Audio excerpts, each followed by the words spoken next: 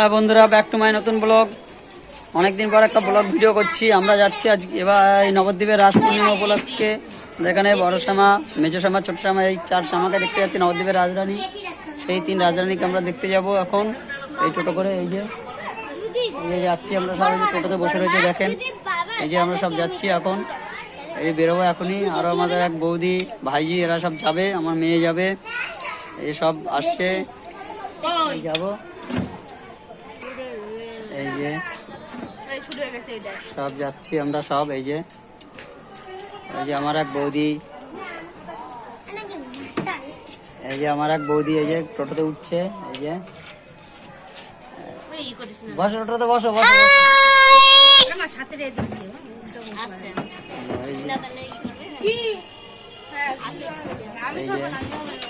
দিদি মাঝখানে বসবে।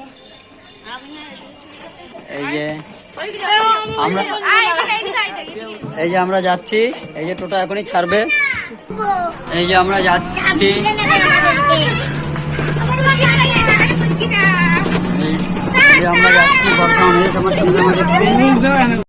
এই যে যাচ্ছি আমরা বিষ্ণুপ্রিয়া হল্ট ক্রস করলাম। এই যে ক্রস করে যাচ্ছি।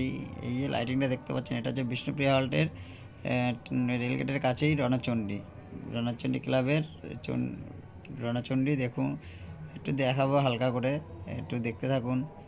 এই যে মায়ের মূর্তি, এই যে দেখুন, ওই যে হালকা করে দেখা যাচ্ছে। আর এই যে এবার আমরা আস্তে আস্তে এগিয়ে আসছি তেগুড়িপাড়া বাজার বড় শ্যামার দিকে। তাই এবার বড় শ্যামা মাকে আমাদের এবার আপনাদেরকে দর্শন করাবো। এই যে আমরা আস্তে আস্তে এগিয়ে যাচ্ছি বড় শ্যামার দিকে। এইটা হচ্ছে তেগুড়িপাড়া বাজার। তেগুড়িপাড়া বাজারের ওখানে হচ্ছে বড় শ্যামা। আমরা যাচ্ছি, আপনারা দেখতে থাকুন। এই যে এবার ওখানে আপনাদেরকে সব দেখাবো মায়ের মৃন্ময় মূর্তি, বড় শ্যামার মূর্তি।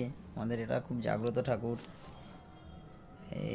এই যে লাইটিং, আমরা দিনের বেলা বেরিয়েছি তাই কোনো লাইট আপনাদেরকে দেখাতে পারছি না। এই যে গেট করা রয়েছে, কিন্তু আমরা বেরিয়েছি তখন বাজে কটা, বেলা পরে 12:30 এরকম টাইমে আমরা বেরিয়েছি।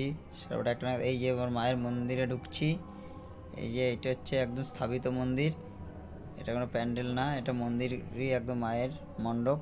এই যে দেখুন, এই যে মা আমাদের, এটা হচ্ছে বড় শ্যামা মা, বড় মা আমাদের। এই দেখতে থাকুন। এই যে মায়ের মূর্তি,